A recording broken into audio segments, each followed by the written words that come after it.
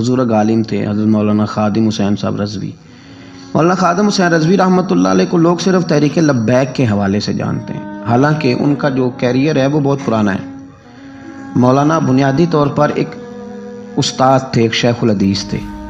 ان کا جو بیسک کارنامہ ہے وہ یہ ہے کہ وہ درجنوں نہیں سینکڑوں علماء کے استاد ہیں، سینکڑوں علماء کے، یعنی میں نے سوچ سمجھ کے لفظ کہا، انہوں نے سینکڑوں لوگوں کو رسول اللہ کا دین پڑھایا ہے، اور ان کے اب شاگردوں کے شاگرد بھی مدرسوں میں پڑھاتے ہیں۔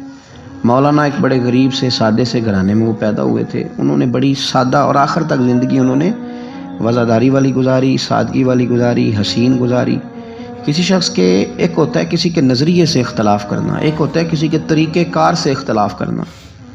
کچھ لوگوں نے ان کے طریقہ کار سے اختلاف کیا ہے، لیکن ان بندے کا نظریہ اتنا شاندار تھا کہ نظریے سے کسی نے اختلاف نہیں کیا۔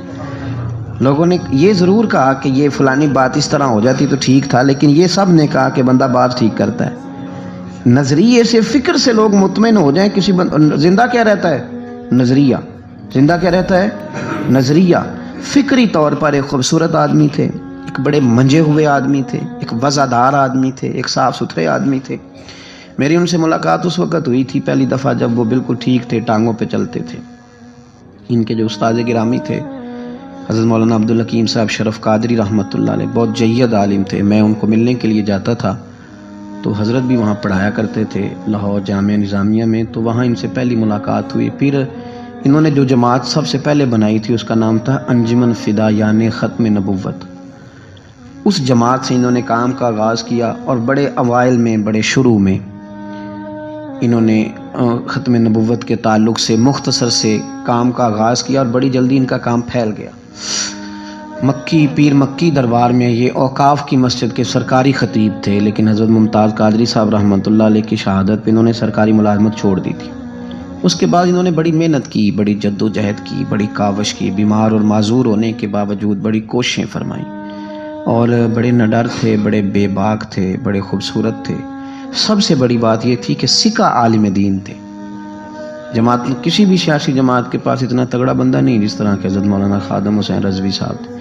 میری ان سے تسلسل، جیل جانے سے پہلے میں ملا، جیل سے آئے تو پھر ملا۔ میں گرچہ ان کی جماعت میں کبھی شامل نہیں ہوا، لیکن فکری طور پر ان سے جو کہ پہلے کا ایک تعلق تھا، ابھی بھی 24 اکتوبر کو پچھلے مہینے کی وہ گجرات جا رہے تھے تو کچھ دیر ہمارے پاس رکے، اور دیر تک وہ باتیں کرتے رہے، اور دیر تک ان کی میں باتیں سنتا رہا۔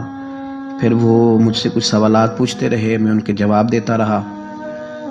پھر اچانک جو ہے وہ کچھ دن پہلے خبر ملی کہ ان کا طبیعت ان کی بڑی علیل ہے۔ میں نے تیمارداری کے لیے کچھ ان کے جو قریبی لوگ تھے ان سے رابطہ کیا، بتایا کہ آپ ٹھیک ہیں، آپ تھوڑے بیمار ہیں۔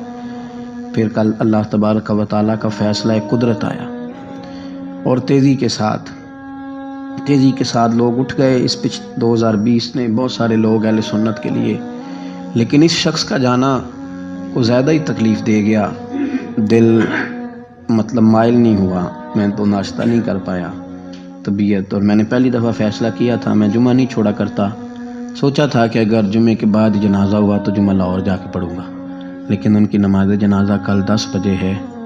اس طرح کے لوگ کم آتے ہیں دنیا میں، اور شاید ان لوگوں کا وقت بھی تھوڑا ہوتا ہے، اور اللہ پاک شاید ایسے لوگوں کو جلدی ہی اپنی بارگاہ ناز کی طرف لے جاتا ہے۔ ایک شعر جگر مراد آبادی نے کہا تھا کہ جگر راہ وفا میں نقش ایسے چھوڑ آیا ہوں، میں جس منزل سے گزرا ہوں وہ اب تک یاد کرتی ہے۔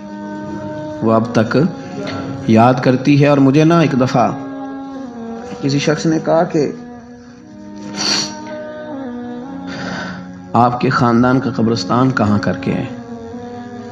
لوگ لکھنے والے جو لوگ ہوتے ہیں وہ پوچھتے رہتے ہیں کہ اس بندے نے کیا وصیت کی ہے، تحریری والے لوگ۔ تو میں نے انہیں کہا کہ قبر بھی بانی جائے گی۔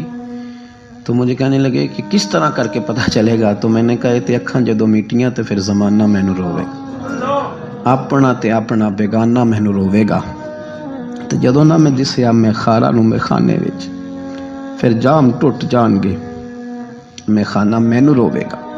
کئی لک لک رون گے تے کئی بک بک رون گے، گلیاں دا یانا تے سیانا۔ یہ الگ بات ہے کہ بے قدراں کچھ قدر نہ جاتی، کیتی خوب تسلی ہو ਦੁਨੀਆਦਾਰ ਤੇ ਪੁਜਾਰੀ ਜ਼ਰ ਦੇ ਉੱਤੇ ਆਂਦੇ ਗੱਲ ਟੱਲੀ ਹੋ ਬੁੱਕ ਬੁੱਕ ਰੋਸਣ